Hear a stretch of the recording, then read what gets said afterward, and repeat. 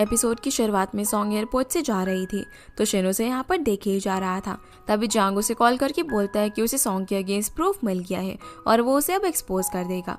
पर शिनहा उसे ये करने से मना कर देता है और बोलता है कि प्रूफ मुझे दे दो। इसके बाद अब मिस्टर जी और शन को एक बार के अंदर देखते हैं जहाँ पर मिस्टर जी बोलते हैं कि आज मिस्टर लियांग और उनकी डॉटर जिसका नाम जिनी है उनको डिनर के लिए इनवाइट करो और शिनाओ की वेडिंग उससे फिक्स करा देंगे। इससे उनको बिजनेस में प्रॉफिट होगा और दोनों चाइल्डहुड फ्रेंड्स भी हैं। पर शन को ये बात बिल्कुल भी पसंद नहीं आती क्योंकि जी चैन जिनी को पसंद करता था लेकिन वो यहाँ पर कुछ भी नहीं बोल पाता। अगले सीन में हम शिना और मिस्टर जी को बात करता हुआ देखते हैं जहाँ पर वो बोलते हैं कि मिस्टर लियांग की कंपनी के साथ उन्हें अच्छा रिलेशनशिप बनाना है, इसीलिए वो जिनी से अच्छे से पेश आए। तभी वहाँ पर मिस्टर लियांग आते हैं और जिनी तो शिनाओ को देखकर उसे हक करने वाली थी लेकिन वो उसे रोककर हैंडशेक करने के लिए बोलता है। शिनाओ को तो यहाँ पर उनकी बातों में कोई भी इंटरेस्ट नहीं आ रहा था पर मिस्टर जी इन दोनों को एक दूसरे से बात करने के लिए फोर्स करते हैं। तब जिनी बोलती है कि तुम और मैं पहले पियानो बजाते थे, उस वक्त मुझे अच्छे से नहीं आता था तो तुम मेरा मजाक उड़ाते थे, लेकिन अब मैं अच्छे से ट्यून करना सीख गई हूँ। वो अब शिनहाओ को उसके लिए कोई ट्यून सेट करने के लिए बोलती है तो पेपर्स में से वही सॉन्ग निकालता है जो कि उसकी मॉम का फेवरेट था। वैसे शिनहाओ को तो इस बारे में कोई भी आइडिया नहीं था पर क्योंकि जब वो लाइट हाउस में सॉन्ग के साथ था तब वो यही गाना गुनगुना रही थी, इसीलिए उसने लिनी को भी यही सॉन्ग बजाने के लिए दिया। जिन्हें एक दूसरे के साथ देखकर मिस्टर जी और लियांग उनकी वेडिंग की बात करने लग जाते हैं।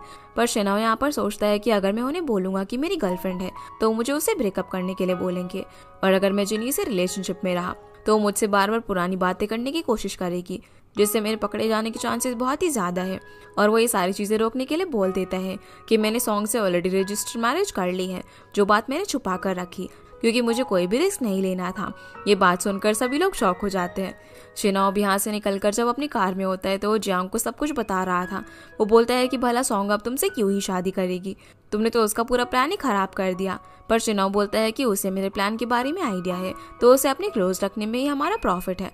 इधर हम सॉन्ग को उसकी शॉप में देखते हैं जहाँ पर जीजन सामान वगैरह पैक कर रहा था क्योंकि उसे लग रहा था कि अब शिनाओ को उनके बारे में पता चल गया है तो वो उन पर केस कर देगा, इससे पहले ही वो यहाँ से चले जाएंगे। लेकिन तभी वहाँ पर शिनाओ आकर सॉन्ग को वहाँ से पकड़ कर ले जाता है। वो इतना जल्दी में ये सब करता है कि श्वांग और जीजन कुछ रिएक्ट ही नहीं कर पाते। शिनाओ बहुत ज़्यादा स्पीड के अंदर कार चला रहा था और सॉन्ग काफ़ी ज़्यादा डर गई थी। वो सोचती है कि आज तो ये मुझे मार ही डालेगा। वो बोलती है कि तुम ये सब करना बंद करो नहीं तो मैं पुलिस को कॉल कर दूंगी। इस पर शिनाओ बोलता है कि हाँ ठीक है कर दो, मेरे पास तुम्हारे अगेंस्ट सारे प्रूफ है जिन्हें मैं पुलिस को दे दूंगा कि तुम कैसे लोगों को फंसाती हो। इसलिए अब बेचारी कुछ बोल ही नहीं पाती। वो अब एक जगह पर आकर रुक जाता है और बोलता है कि देखो तुम्हारे राइट में पुलिस स्टेशन है जहाँ पर अगर तुम जाओगी तो मैं प्रूफ लेके तुम्हारे साथ जाऊंगा और दूसरी तरफ मैरिज रजिस्ट्रार का ऑफिस है जहाँ पर तुम्हें मेरे साथ चलकर शादी करनी होगी, वरना मैं पुलिस को तुम्हारे बारे में सब कुछ बता दूंगा। ये सुनकर वो शॉक हो जाती है और बोलती है कि शादी ऐसे कैसे, मैं भला तुमसे शादी क्यों करूं। पर शिनाओ से ब्लैकमेल करने लग जाता है कि अच्छा अगर तुम्हें शादी नहीं करनी तो मैं तुम्हें और तुम्हारे दोस्तों को जेल भेज दूंगा। इसीलिए बेचारी सॉन्ग को ना चाहते हुए भी उसकी बात माननी पड़ती है। ये दोनों मैरिज रजिस्ट्रार के ऑफिस में अपनी बारी आने का वेट कर रहे थे जहाँ पर सॉन्ग बोलती है कि तुम भला ऐसे क्यों कर रहे हो और बोलती है कि मुझे थोड़ा सा टाइम दो, मैं ड्रेस चेंज करके आती हूँ। लेकिन शिनाओ जानता था कि वो यहाँ से भाग जाएगी तो वो यहाँ पर उसके फ्रेंड्स का नाम लेने लग जाता है, जो सुनकर वो बेचारी चुपचाप यहीं पर बैठ जाती है। दोनों अब मैरिज रजिस्ट्रेशन के लिए फ़ोटो क्लिक करवाते हैं। सॉन्ग यहाँ पर बिल्कुल भी स्माइल नहीं कर रही थी तो फोटोग्राफर बोलता है कि मैम आपकी शादी है लेकिन ऐसा लग रहा है कि ये सर आपको किडनैप करके यहाँ पर लेकर आए हैं। जो सुनकर सॉन्ग शिनाओ की तरफ देखने लग जाती है और मन में बोलती है कि हाँ ये मुझे किडनैप करके ही तो लेकर आया है यहाँ पर। चाओ से फोर्सफुली पिक्चर के लिए स्माइल करना पड़ता है और उनकी शादी रजिस्टर्ड हो जाती है। सॉन्ग का तो यहाँ पर बहुत ज़्यादा मूड ऑफ हो रखा था। उसके फ़ोन पर श्वांग और जीजन के काफ़ी मैसेज भी आ रहे थे लेकिन वो उन सभी को इग्नोर कर देती है। सॉन्ग अब घर पहुंचकर अपनी फ्रेंड्स को मैरिज सर्टिफिकेट दिखाती है, जो देखकर वो लोग बोलते हैं कि जब तुम गई थी तो सिंगल थी और अब तुम उसकी वाइफ बन के आ रही हो। तो सॉन्ग बोलती है कि उसके पास प्रूफ है हमारे अगेंस्ट, इसलिए मैं उसे रोक नहीं पाई। शिनाओ के फ्रेंड्स भी इस बारे में बात कर रहे थे। शिनाओ बोलता है कि मिस्टर जे मुझसे जिन्नी की शादी करवाकर अपनी पावर को और बढ़ाने वाले थे पर मैं ऐसा नहीं कर सकता था, मेरे पास सॉन्ग से शादी करने के अलावा और कोई रास्ता नहीं था। और अब दोनों सॉन्ग और शिनाओ एक दूसरे के बारे में ही सोच रहे होते हैं। अगली सुबह सॉन्ग पूरी एनर्जी से वापस आती है और बर्तन बजाकर श्वांग और जीसन को जगाती है, जिसे ऐसे देखकर दोनों डर के मारे उठ जाते हैं। जहाँ सॉन्ग उन्हें बताने लग जाती है कि कैसे पूरी कल रात उसे नींद ही नहीं आई और अब उसे शिनाओ से बदला लेना है। जो सुनकर श्वांग बोलती है कि हम उससे बदला नहीं ले सकते क्योंकि वो बहुत ही पावरफुल और पैसे वाला इंसान है, जबकि हमारे पास कुछ भी नहीं है। लेकिन सॉन्ग यहाँ पर बिल्कुल भी हार मानने को तैयार नहीं थी। वो बोलती है कि जो सब कुछ मैंने फेस किया है वो सब कुछ शिनाओ को भी फेस करना होगा। वो उसे मैसेज करती है कि तुम प्रूफ लेकर आओ और हम मिलकर डिस्कस करते हैं। जिसका मैसेज देखकर शिनाओ तो उसे इग्नोर कर देता है, पर जियांग बोलता है कि तुम इग्नोर क्यों कर रहे हो, हमें उसे अपने क्लोज रखना है ताकि हमारा सीक्रेट मेंटेन रहे, इसीलिए चलो उससे मिलने के लिए चलते हैं। सॉन्ग अब उन्हें एक अबैंडन्ड सी जगह का एड्रेस भेजती है। जियांग भी अब पूरी तैयारी करने के लिए शिनाओ को सूट दिखाता है पहनने के लिए, पर वो उसे मना कर देता है। जिसके बाद हम देखते हैं कि जियांग वो सूट पहनकर खुद ही कार ड्राइव कर रहा था, पर रास्ता बहुत ज़्यादा खराब था, इसलिए वो कार को बहुत ज़्यादा स्लो चला रहा था ताकि उसकी गाड़ी को कुछ ना हो। दूसरी तरफ सॉन्ग रेडी हो रही थी शिनाओ को किडनैप करने के लिए। ये लोग भी अब उस बिल्डिंग के बाहर पहुंच जाते हैं और जियांग बोलता है कि रुको, पहले मैं अंदर जाता हूँ। लेकिन जैसे वो दरवाजे के पास आता है तो कोई उसे अंदर खींचकर उसके मुंह पर एक मास्क लगा देता है। फिर सॉन्ग और उसके साथी मिलकर उसे चेयर पर लॉक कर देते हैं और उसे प्रूफ देने के लिए बोलते हैं। और क्योंकि उन्होंने उसका मुंह भी बांध रखा था तो बेचारा जियांग कुछ बोल ही नहीं पाता। पर तभी रे और शिनाओ पीछे के दरवाजे से वहां पर आ जाते हैं, जिसे देखकर सॉन्ग शॉक हो जाती है। अब जैसे वो कपड़ा हटाती तो उसे पता चलता है कि उन्होंने जिसे पकड़ लिया था असल में वो जियांग है। सॉन्ग को अब यहाँ पर उसके पास एक एनवेलप मिलता है, जिसे वो श्वांग की तरफ फेंकती है और वो उसे पकड़कर फाड़ देती है। जियांग भी अब चेयर से छूटकर श्वांग से लड़ने लग जाता है, लेकिन वो बेचारा अचानक से गिर जाता है, जिससे उसके सर में चोट आ जाती है। ये देखकर रे और जीजन उसे मिलकर कार तक लेकर जाते हैं हॉस्पिटल ले जाने के लिए, जहाँ पर जीजन रे को देखकर उसे पूछने लग जाता है कि क्या तुम मुझे भूल गई, और उसे उस दिन शॉप में जो कुछ भी हुआ था उसके बारे में याद दिलाने लग जाता है। पर जब वो नहीं बोल रही होती तो वो उसे फटाफट से अपनी वैन में बैठाकर यहाँ से ले जाता है और श्वांग को जियांग को हॉस्पिटल ले जाने के लिए बोलता है। श्वांग को समझ नहीं आ रहा था कि वो क्या करे, पर वो किसी तरीके से अब बहुत तेज कार ड्राइव करके वहां से उसे लेकर जाने लगती है। इधर जीजन रे को लेकर अपनी शॉप के पास आया हुआ था और उसे बोलता है कि उस दिन तुम कैसे मेरे क्लोज आई थी, तभी से मुझे ना कुछ फील होने लगा है। तो रे बोलती है कि उस वक्त इमरजेंसी थी, इसीलिए वो सब कुछ हुआ था और मेरा कोई भी वैसा इंटेंशन नहीं था जैसे कि तुम सोच रहे हो। जो सुनकर बेचारे का थोड़ा दिल टूट जाता और वो कुछ नहीं बोलता। दूसरी तरफ शिनाओ सॉन्ग को बोलता है कि तुम ऐसी प्लॉटिंग करना बंद कर दो और बोलता है कि वो एनवेलप में एक इंश्योरेंस पेपर था जो कि जियांग तुम्हारे लिए लेकर आया था और रियल पेपर तो अभी भी मेरे पास है जिसके अंदर तुम्हारे खिलाफ सबूत है, इसीलिए अब से ये सब बंद करके मेरे साथ कोऑपरेट करो। जो सुनकर बेचारी सॉन्ग का मुंह लटक जाता है कि उसका प्लान फेल हो गया। इधर श्वांग जियांग को कार से हॉस्पिटल लेकर जा रही थी। वो काफी ज्यादा स्पीड के अंदर कार ड्राइव कर रही थी। तभी जियांग को होश आ जाता है। जब जियांग उसे कार रोकने के लिए बोलता है तब वो नहीं रोकती, जिस सब की वजह से उनका यहाँ पर एक्सीडेंट हो जाता है। इधर शिनाओ बाहर आकर देखता है कि उसके पास जाने के लिए कार नहीं है। तभी सॉन्ग वहाँ पर एक साइकिल लेकर आती है और उसके आजू बाजू घूमकर उसे टीज करने लग जाती है, क्योंकि उसके पास वहाँ से जाने के लिए साइकिल थी। पर तभी वो एकदम धड़ाम से नीचे गिर जाती है, जिसे इग्नोर करके शिनाओ जाने लगता है। इस मोमेंट में जैसे ही सॉन्ग उसकी तरफ देखती है तो वापस से उसकी तरफ हिप्नोटाइज हो जाता है, अपना कंट्रोल खो देता है। वो अब ना चाहते हुए भी जल्दी से उस साइकिल पर बैठाकर वहाँ से लेकर जाता है। इसके बाद सॉन्ग जैसे ही घर पहुंचती है तो वो आकर देखती है कि श्वांग और जीजुन दोनों ही सैड थे। वो उनसे पूछती है कि क्या हुआ है, तो जीजुन उसे बताता है कि कैसे आज तो उसका दिल ही टूट गया। पर सॉन्ग इस बात पर ध्यान नहीं देती। उसे यहाँ पर काफी सारे मैसेजेस आ रहे थे। जैसे वो चेक करती है तो ये सारे मैसेजेस सिलिन के थे। सॉन्ग सोचते हैं कि भला मैंने इसको कब ऐड किया और फिर उसे ब्लॉक कर देती है। ये देखकर शिलिन बहुत ज़्यादा सैड हो जाता है कि आखिर सॉन्ग को पाना उसके लिए इतना डिफिकल्ट क्यों हो रहा है। सॉन्ग अब यहाँ पर अपने फ्रेंड्स को बोलती है कि अभी शिनाओ बिल्कुल मेरे हाथों में है, अब वो मेरी सारी बात मानेगा। इधर हम शिनाओ को देखते हैं जो कि सर्च कर रहा होता है कि वो खुद को कैसे कंट्रोल में रखे जिससे वो सॉन्ग की बातें ना सुने। वो इस बारे में देख ही रहा था तभी वहाँ पर सॉन्ग आ जाती है और शिनाओ की क्लोज आने लगती है। वो बोलती है कि मैं तुम्हारी वाइफ होना तो क्या तुम्हारे घर नहीं आ सकती। वो फिर उसे हिप्नोटाइज करके वो एनवेलप देने के लिए बोलती है, जिसे शिनाओ वो एनवेलप ड्रॉर में से निकाल कर देने ही वाला था, पर वो खुद को एकदम से कंट्रोल कर लेता है और एक्सरसाइज करने लग जाता है, जो देखकर सॉन्ग उसको सिड्यूस करने लगती है। लेकिन एक टाइम पर शिनाओ उसके क्लोज जाकर बोलता है कि ठीक है चलो रूम में चलो, तुम मेरी वाइफ हो ना। जो सुनकर सॉन्ग डर जाती है क्योंकि उसका ड्रामा उस पर ही भारी पड़ गया था। अगले सीन में हम सॉन्ग को घर में देखते हैं जहाँ पर जीजुन और श्वांग उसे देखकर समझ जाते हैं कि सॉन्ग का प्लान फिर से फेल हो गया। अगले सीन में हम मिस्टर जी को देखते हैं जहाँ पर उनकी वाइफ आकर बोलती है कि अब शिनाओ ने तो शादी कर ली है तो क्यों ना हम जीचन के साथ जिन्नी की बात आगे बढ़ाए, इससे कंपनी को भी प्रॉफिट होगा। जिसकी ये बात मिस्टर जी मान जाते हैं। अब मॉम जीचन से बोलती हैं कि तुम्हें अब किसी भी तरीके से जिन्नी को शादी के लिए मनाना होगा, क्योंकि मैंने शिनाओ और सॉन्ग को घर पर डिनर पर बुलाया है। जब वो भी वहाँ पर आएगी तो उन दोनों को साथ में हैप्पी देखकर जेलस फील करेगी और तुम्हारे क्लोज आ जाएगी।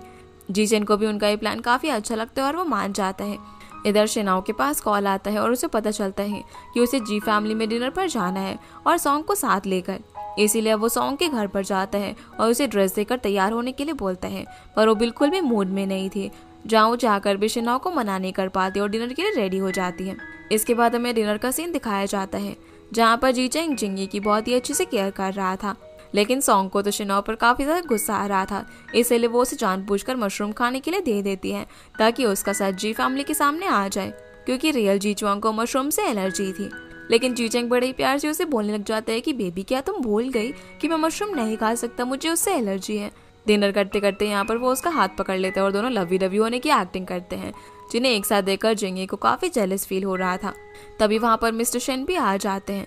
जैसे उन्हें पता चलता है कि सॉन्ग और शिनहाओ ने शादी कर ली, तो वो सॉन्ग को यहाँ पर ताना मारने लग जाते हैं कि कैसे उसने अपॉर्चुनिटी का फायदा उठाकर एक वेल्दी फैमिली के अंदर शादी कर ली। जो सुनकर शिनहाओ उसे डिफेंड करता है और बोलता है कि अगर ऐसा है तो आपकी सिस्टर तो इस काम में और भी ज्यादा माहिर है, क्योंकि उसके डैड तो शादीशुदा थे पर फिर भी उसने उसकी डैड को फंसाया। जो सुनकर मिस्टर जी को गुस्सा आ जाता है और वो उठकर शिनहाओ से बात करने के लिए उसे साइड में लेकर जाते हैं, जहाँ वो उसे कुछ फोटोज दिखाते हैं और बोलते हैं कि तुम्हारी और सॉन्ग की शादी हो गई है, पर फिर भी तुम दोनों एक साथ क्यों नहीं रहते। पर वो यहाँ पर उन्हें एक्सप्लेन करने लग जाता है कि ऐसा नहीं है, वो इतने टाइम बाद सॉन्ग से मिला है, अभी उन लोगों को थोड़ा कंफर्टेबल होने में टाइम लगेगा। दूसरी तरफ मिस्टर शेन सॉन्ग के पास आकर उसे बातें सुनाने लग जाते हैं कि वो एक गोल्ड डिगर है। तभी सॉन्ग बोलती है कि अगर शेन ने ही देखा कि उसके स्टेप अंकल आकर उसकी वाइफ से ऐसी बातें कर रहे हैं तो भला वो क्या समझेगा। जो बोलकर वो यहाँ से चली जाती है। तभी जेनी उसके पास आती है और बोलती है कि तुम शिनहाओ को डिजर्व नहीं करती हो, तुम एकदम क्लासलेस हो, और यहाँ पर उससे डिवोर्स देने के लिए बोलती है। पर सॉन्ग यहाँ पर उसकी काफी इंसल्ट करती है, जो सुनकर जिनी उसे थप्पड़ मारने वाली थी, पर तभी शिनहाओ वहाँ पर आकर उसका हाथ रोक देता है और सॉन्ग को वहाँ से लेकर चला जाता है। शिनहाओ और सॉन्ग अब कार के अंदर होते हैं, जहाँ पर वो उसे बोलता है कि आज से तुम मेरे साथ मेरे घर पर रहोगी, पर सॉन्ग मना कर देती है और गुस्सा हो जाती है। वो बोलती है कि तुम जैसा चाहो ऐसे हर बार नहीं होगा। ये सब बोलकर वो कार से उतर जाती है। वो उसके बोलने पर भी कार पर नहीं बैठती, इसलिए शिनहाओ भी वहाँ से चला जाता है। जो सब कुछ देखकर जिनी को अंदाजा हो सकता है कि इनकी मैरिज उतनी लवी डवी नहीं है जितना ये लोग शो कर रहे हैं, इसीलिए वो किसी को सॉन्ग पर नजर रखने के लिए बोलती है। दूसरी तरफ शिलन को पता चल जाता है कि सॉन्ग उसके घर के पास ही है, तो वो जल्दी से अपनी बाइक लेकर उसके पास पहुंच जाता है, जहाँ सॉन्ग बस स्टॉप पर बस के आने का वेट कर रही थी। शिलन अब उसके पास आकर बैठ जाता है। अब सॉन्ग नहीं चाहती थी कि वो उसकी आंखों में देखे, इसलिए वो अपना मुंह घुमा लेती है। जो देखकर शिलन उसे बोलता है कि मैं सिर्फ तुम्हारा अच्छा फ्रेंड बनना चाहता हूँ, तुम प्लीज मुझे फिर से अनब्लॉक कर दो ना। पर सॉन्ग कुछ भी नहीं सुनती। तभी वहाँ पर बस आ जाती है और वो उसके अंदर चढ़कर चली जाती है। इधर हम शिनाओ को देखते हैं, जो पहले तो सोच रहा था कि वो खुद ही उसे कॉल करेगी लेने आने के लिए, लेकिन जब वो कॉल नहीं करती तो टेंशन में वही उसे कॉल लगा देता है। जहाँ पर सॉन्ग का फोन बस स्टैंड पर ही छूट गया था, इसलिए अब शिलिन उसका फोन रिसीव करता है, जहाँ पर शिनाओ का नंबर उसके फोन में क्रेजी मैन से सेव हुआ था। शिनाओ से लोकेशन पूछता है कि सॉन्ग कहाँ पर है, तो वो उसके बताने पर वहाँ पर आ जाता है। शिलिन बोलता है कि तुम ही हो वो क्रेजी मैन, जिससे कि शिनाओ को पता चलता है कि उसने अपने फ़ोन में उसका नंबर क्रेजी मैन से सेव किया हुआ है। पर अब क्योंकि सॉन्ग तो वहाँ से चली गई थी, इसीलिए वो भी उससे ज़्यादा बात ना करते उसका फ़ोन लेकर वहाँ से निकल जाते हैं। यहाँ से फिर हम सॉन्ग को देखते हैं, जो कि घर पर आकर अपने फ्रेंड्स को बता रही थी कि कैसे अब शिनाओ से अपने साथ रहने के लिए बोल रहा है। तो शुआंग और जीजुन भी इस बार में बात कर रहे थे कि अब वो क्या करे। तभी शिनाओ वहाँ पर आ जाता है सॉन्ग से बात करने के लिए। वो उसे उनकी फ्लैश शॉप के अंदर ले जाकर उसे उसका फ़ोन देता है, जहाँ वो उसके फ़ोन में अपना नाम डियर लिखकर सेव करता है। पर ऐसा करने से सॉन्ग उसे मना करने लगती है, तो शिनाओ एकदम से उसके क्लोज आ जाता है और बोलता है कि डियर नहीं तो क्या फिर डियर हबी चलेगा। जो सुनकर पहले तो बेचारी सॉन्ग काफी नर्वस हो जाती है, पर वो उसे मारकर यहाँ से भगा देती है। जिसके बाद शिनाओ जियांग और रे को इस बार में बताता है और बोलता है कि जिनी भी अब सॉन्ग पर रिवेंज जल्दी ही लेगी, वो कुछ करे इससे पहले ही मुझे ही कुछ करना होगा। अगले दिन हम देखते हैं कि जिनी सुबह सुबह शिनाओ के घर पर आ जाती है। वो उसके लिए यहाँ पर एक केक भी लेकर आई हुई थी। शिनाओ भी यहाँ पर उसे काफी अच्छे से बात करता है। तभी जिनी उसे सॉन्ग के बारे में पूछ लेती है कि वो कहाँ पर है, तो शिनाओ बोलता है कि वो अभी बाथरूम में है। यहाँ से अब हम रे को देखते हैं, जो कि सॉन्ग के घर पर आती है। वहाँ उसे जीजुन मिलता है। वो उसे सॉन्ग के बारे में पूछती है, तो जीजुन बोलता है कि पहले तुम्हें मुझे अपना नंबर देना होगा, फिर मैं उसके बारे में बताऊंगा। इसीलिए रे उसे अपना नंबर दे देती है। जब हम देखते हैं कि सॉन्ग तो पीछे से ही वॉक करके आ रही थी और वो उसे बता देता है कि वो तुम्हारे पीछे है, जिसे रे जल्दी से पकड़कर वहां से लेकर चली जाती है। दूसरी तरफ जिनी को डाउट था कि सॉन्ग और शिनाओ एक साथ नहीं रहते, इसलिए वॉशरूम जाने के बहाने शिनाओ की रूम के अंदर चली जाती है। तभी वॉशरूम के अंदर से सॉन्ग नहाकर निकलती है, जिसे यहाँ पर देखकर जिनी शॉक हो जाती है। सॉन्ग तो उसे यहाँ पर देखते ही सुनाने लग जाती है कि कैसे वो सुबह सुबह बेशर्मों की तरह उसके बेडरूम के अंदर आ गई है। उसी वक्त वहाँ पर शिनाओ भी आ जाता है, जो सॉन्ग से प्यारी प्यारी बातें करने लग जाता है और बोलता है कि अरे तुम नहा कर आ गई, मैंने बोला था ना मैं तुम्हारे बाल ड्राई करूंगा। ये बोलकर वो सॉन्ग के क्लोज आ जाता है और जिन्नी को यहाँ से जाने के लिए कहता है। जिन्हें इतना क्लोज देखकर वो भी गुस्से में यहाँ से चली जाती है।